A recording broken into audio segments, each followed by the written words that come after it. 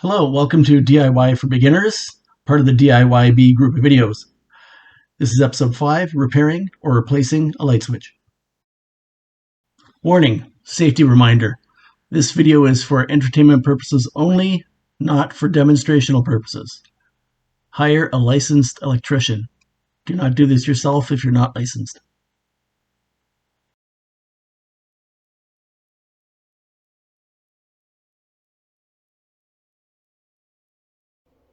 Hi, good day. So today what I plan to do is, currently we bought a new house, and this switch here is a remote switch so I can control it from my phone. This came with the house. This controls my 2 porch lights, and I've replaced my 2 porch lights so that they come on automatically at night. So they have a sensor on them, and they detect when the sun is no longer present, and they turn on by themselves. So I don't need this automatic switch for those lights anymore, because those lights stay on 24 hours a day by the switch, but they turn on and off with the photocell sensor on the lights. So they stay on all the time. I don't need a remote control for that. This third switch here controls my pot lights that go all the way around my house. That I would like to change to the remote switch, and the remote switch, the porch lights, I'd like to switch to a normal switch. So I'm gonna switch these 2 switches around. But this video can also be used for if you want to replace a switch. I'll describe what the wires are, where everything goes, and how to do everything. So let's get to it. Okay, the first and most important part is the safety part. So what I've done is I've come down to my basement. This is the circuit breaker panel. So this controls all the power throughout your house. A lot of times they're labeled. So in this case, it was kind of vague. It said main floor lights for me. So there's no way I would know that that is for the outside lights, for the pot lights, and for the porch lights. So the first thing we want to do is we want to cut the power to those 2. So seeing I didn't know that it was this circuit breaker, what I had to do was I had my wife stand outside. I turned both sets of lights on, the porch lights and the pot lights. And then what I did was trial by error. So I looked to see what it could possibly be, and then I'd switch it off, switch it on, and then whenever I switched it off and both lights went off, my wife told me on the phone that yep, that was it. So now I know that this breaker here, let's see here, 1, 2, 3, 4, 5, 6, the number 12. So the main floor lights on mine. So 2, 4, 6, 8, 10, 12. So that one right there, this is on, this is off. So now that I know with this off, I can safely touch those wires and touch those lights. Now, if you're ever in doubt and you want to be extra safe, you can hit the main switch, flick this off, and that'll switch your whole house completely off. Disadvantage of that is all your clocks are reset, and it may cause issues here and there with certain devices. So what I recommend you do is you find the actual circuit for what you want to touch. So I know in fact that this is the pot lights outside and my porch lights, so it's off and I'm safe. Okay, so now that we have the power off, I've flipped that circuit breaker. I know that both of these lights, when I turn them on, my lights outside don't come on. And when I turn them off, obviously they don't turn off because they're not on. But anyway, so I know that these 2 lights aren't working right now. To be extra safe, I told you could switch off the power to the entire house, which is the safest way to do this. And then the third way to do this is do what I did, turn the circuit breaker off. And when you open this, if you have a voltmeter, you can test and make sure there's no voltage on either of these switches. Okay? Because I don't want you getting electrocuted.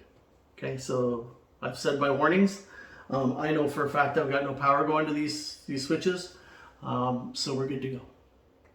Okay, so now that we know we're safe and sound, first steps is to take out the screws for your light switches. Make sure you don't lose them, because there's a vent right below me, and if I drop these little screws, they're going to go down the vent and you're going to lose your screws. So I've I'm going to close this vent temporarily. Okay, so I've gotten all the screws out.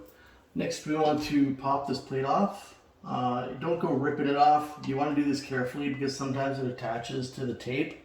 Sorry, I mean to the paint. And you don't want to be chipping your paint. So very slowly I go around with my screwdriver and I'll kind of twist it because I see mine is sticking to the paint. So you want to be careful you don't get a big giant chip out of your paint. That's noticeable anyway.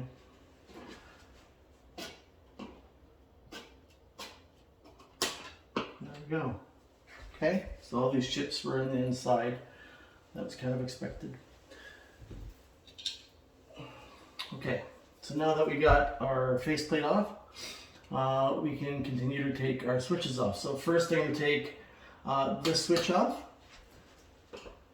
And again, it's just 2 screws, one at the top, one at the bottom.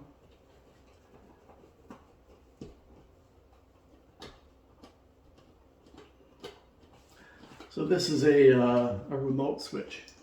So I have an app on my phone that I can turn this light on and off if I'm not home. So like I said, it controls my porch lights, which are always on at night anyway. So I want to be able to turn my pot lights on my house on and off at night if I'm not home. Or if I'm sitting in the living room getting ready for bed, I can switch them off from my phone.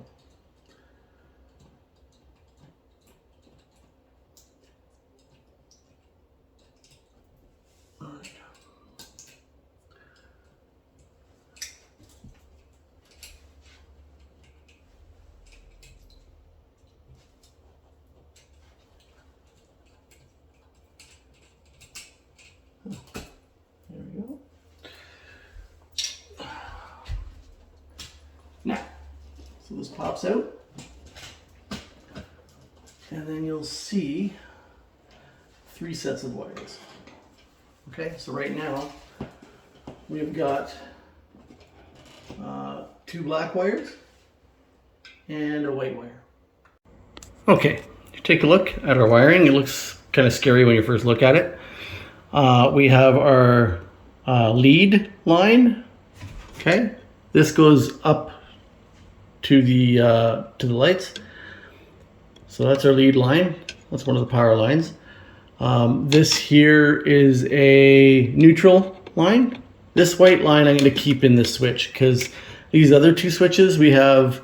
This is called the line. It goes to the bottom here. It goes to these dark screws at the bottom. And then we have the lead, which is at the top here, that goes up to the lights. Okay, so the bottom black one are all connected together. These top black ones go to their individual lights. Okay, so if I'm going to switch this with this, I'm going to take this line and put it in here, and this line is already connected at the bottom here. So I really only have to move these 2 wires, right?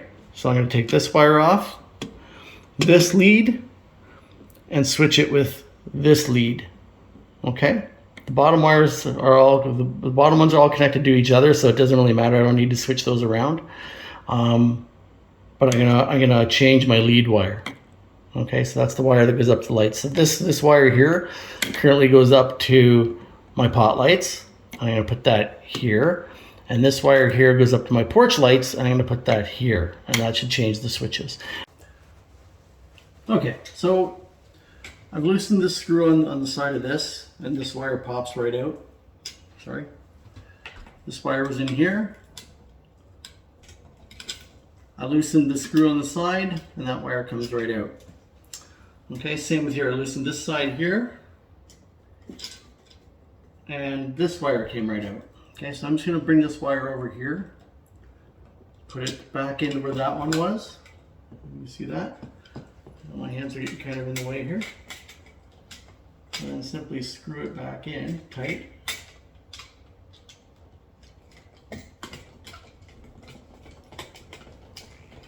There we go. So that wire stays in nice and tight. Now this one here, I'm going to this one here. I'm going to wrap around this screw if I can. So I'm going to take my needle nose pliers and try to wrap this, wrap around the screw. There we go. And then I'll screw this screw back in.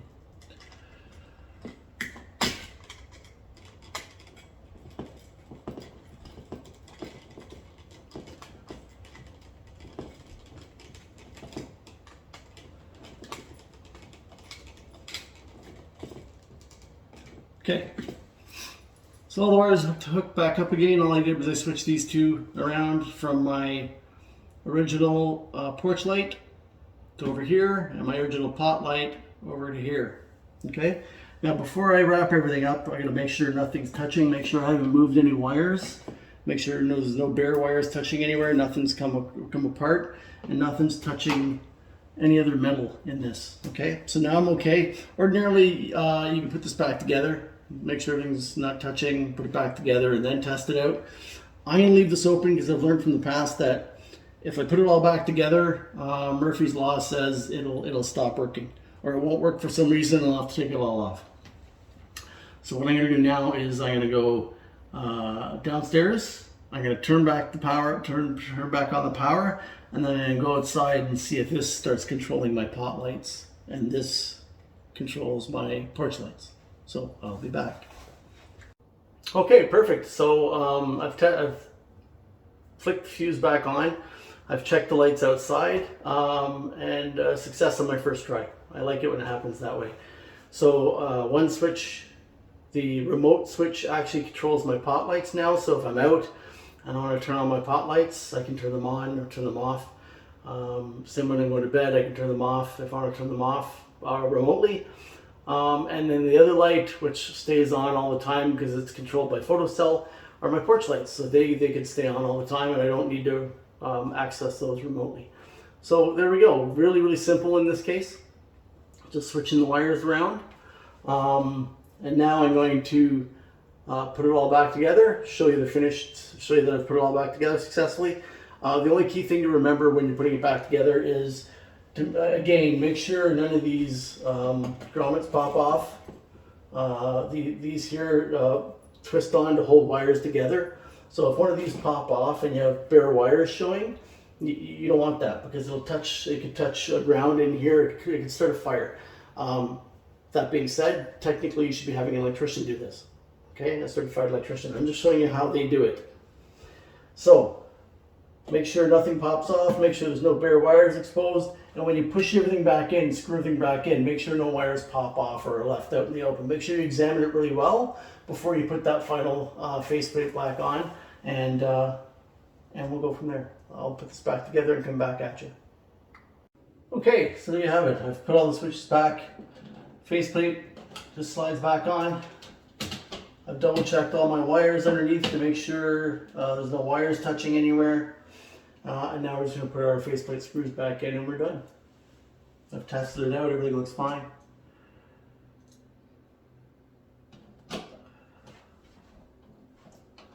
So that was pretty simple. If you like this video, make sure you hit like below. Oops. Make sure you hit like below. Make sure you hit subscribe to keep updated on my new videos. Yeah, it's always nice having you. Thank you for joining me. Take care. Warning, safety reminder. This video is for entertainment purposes only, not for demonstrational purposes. Hire a licensed electrician. Do not do this yourself if you're not licensed.